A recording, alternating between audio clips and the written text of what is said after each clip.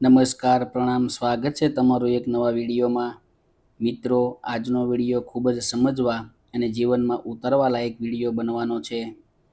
અને આ વિડીયો તમે અંત સુધી ધ્યાનથી સાંભળી લેશો તો તમને એ સમજાય જશે કે આ દુનિયામાં કોઈને કોઈ રીતે દરેક વ્યક્તિને અદૃશ્ય શક્તિનો અનુભવ થાય છે.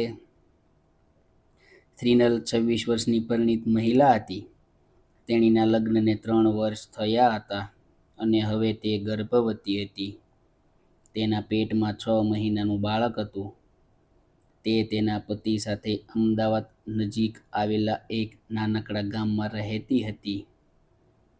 તેમના પતિને ધંધાના કારણોસર દિલ્હી જવાનું થયું હતું. તેથી તેણીએ રક્ષાબંધનની ઉજવણી કરવા માટે તેમના વતન ઇન્દોર એકલા જવાનું નક્કી કર્યું. રાતનો સમય હતો અને શ્રીનલે ગામના નાનકડા રેલવે સ્ટેશનમાં પગ મૂક્યો. ઘડિયાળની સોય રાતના 12 વાગ્યાનો ઈશારો કરી રહી હતી. સ્ટેશન પર મૌન હતું. ચારે બાજુ ભયંકર મૌન હતું અને કોઈ પ્રવાસી દેખાતા ન હતા. સ્ટેશન પર માત્ર એક આછો પ્રકાશ હતો, જે પ્લેટફોર્મના એક ખૂણામાં ઝબકતો હતો. તે જ ક્ષણે એક કુલી તેની તરફ આવ્યો. તે સફેદ દાઢી અને કરચલીવાળા ચહેરા સાથે લગભગ 60 વર્ષનો વૃદ્ધ માણસ હતો. તેની આંખોમાં થાક દેખાતો હતો, છતાં તેનામાં એક વિચિત્ર સંતોષ હતો. તેણે શ્રીનલને પૂછ્યું, "બહેન, શું જોઈએ છે?" શ્રીનલે સહેજ નર્વસ અવાજે કહ્યું, "મારી ટ્રેન 12:30 વાગ્યે આવવાની હતી, પણ હવે મોડી થઈ છે અને 2 વાગ્યે આવશે. શું તમે મને મારો સામાન ટ્રેનમાં લાવવામાં મદદ કરશો?" કુલી માથું હલાવીને સંમત થયો અને શ્રીનલનો સામાન ઉપાડવા તૈયાર થયો. શ્રીનલે રાહતનો શ્વાસ લીધો.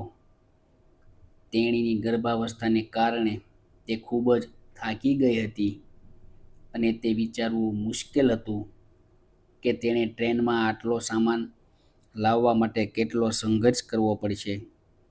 સમય પસાર થયો અને ઘડિયાળમાં 2 વાગી ગયા. ટ્રેન પ્લેટફોર્મ પર આવી ગઈ હતી. શ્રીનલે આજુબાજુ જોયું, પણ કુલી ક્યાંય દેખાતો નહોતો.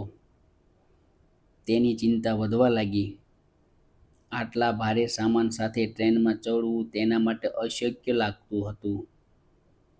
તેની આંખો આંસુઓથી ભરાઈ ગઈ. પછી જાણે કોઈ જાદુઈ શક્તિથી કુલી અચાનક તેની સામે હાજર થયો અને કંઈ પણ બોલ્યા વિના તેનો સામાન ટ્રેનમાં લાવવા લાગ્યો. શ્રીનલનું હૃદય રાહતથી ભરાઈ આવ્યું. તેણીએ તેનો આભાર માન્યો અને તેનું પર્સ ખોલ્યું અને કુલીને પૈસા આપવાની કોશિશ કરી. પરંતુ પછી ટ્રેનની ઝડપ વધવા લાગી. શ્રીનલે કુલીને પૈસા આપવા માટે બારીમાંથી હાથ લંબાવ્યો, પરંતુ કુલીએ પૈસા પકડવાનો પ્રયાસ કર્યો પરંતુ નિષ્ફળ ગયો. ટ્રેન ઝડપથી આગળ વધી અને કુલી ધીમે ધીમે તેની નજરથી અદૃશ્ય થઈ ગયો. શ્રીનલ કુલી માટે કૃતજ્ઞતાથી ભરાઈ ગઈ હતી, પણ તેને પૈસા ચૂકવી ન શકવાથી તે દુઃખી પણ હતી. તેણે ઇન્દોરમાં રક્ષાબંધનનો તહેવાર ખુશીથી મનાવ્યો, પરંતુ કુલીની યાદો તેના મનમાં કાયમ રહી. ઉત્સવ પછી જ્યારે તેણી તેના ગામમાં પાછી આવી, ત્યારે તેણીને કુલીને મળવાની અને તેને તેની બાકી રકમ આપવાની તીવ્ર ઈચ્છા હતી. એક દિવસ તે ફરીથી રેલવે સ્ટેશન પર પહોંચી અને અન્ય કુલીઓ પાસેથી તે કુલી વિશે પૂછપરછ કરવા લાગી. તેણે બધાને કહ્યું કે સફેદ દાઢી સાથે 60-65 વર્ષનો વૃદ્ધ કુલી છે. પરંતુ બધા કુલીએ તેને કહ્યું કે આ નાનકડા સ્ટેશન પર માત્ર 10-12 કુલી છે અને તેમાંથી કોઈ પણ એટલું વૃદ્ધ નથી. આ સાંભળીને કુલીને નવાઈ લાગી. રાતનું દૃશ્ય તેની આંખો સામે ઝબકી ગયું. શું આ બધું તેની કલ્પનાનો ભાગ હતું કે બીજું કંઈક? પછી તેને યાદ આવ્યું કે તે સ્ટેશન પર ચૂપચાપ ભગવાનને પ્રાર્થના કરતી હતી કે તેની મુસાફરી સુરક્ષિત રહે અને તેને કોઈની મદદ મળે. શું તે કુલી ખરેખર ઈશ્વરે મોકલેલ હતો? તેના મનમાં ઘણા પ્રશ્નો ઊભા થયા, પણ એકેય જવાબ મળ્યો નહીં. શ્રીનલે આખરે મનમાં ભગવાનનો આભાર માન્યો અને વિચારવા લાગી કે કદાચ ક્યારેક આપણને કોઈ અપેક્ષા વગર મદદ મળી જાય છે, અને એ મદદ કોઈક અદૃશ્ય શક્તિનો પુરાવો છે. તે કુલી કોણ હતો? તેણે પેમેન્ટ કેમ ન લીધું? શ્રીનલ પાસે હવે આ પ્રશ્નોના જવાબ નહોતા, પણ તેના મનમાં અપાર શાંતિ અને કૃતજ્ઞતાની લાગણી હતી. શ્રીનલ માટે આ અનુભવ તેના જીવનનો એક અનોખો અને રહસ્યમય ભાગ બની ગયો, જે તે ક્યારેય ભૂલી શકશે નહીં.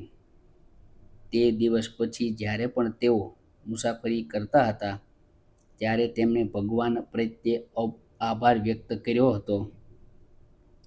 આવી અદૃશ્ય શક્તિના અનુભવ કદાચ દરેકના જીવનમાં કોઈને કોઈ સ્વરૂપે આવે છે. આપણે ફક્ત તેને ઓળખવાની જરૂર છે. તો મિત્રો, આજની સ્ટોરી કેવી લાગી? કમેન્ટમાં જરૂર જણાવજો. અને પસંદ આવી હોય તો વિડીયોને લાઈક, શેર કરવાનું ભૂલતા નહીં. અને નવા હોય તો ચેનલને સબસ્ક્રાઈબ કરજો. હર હર મહાદેવ.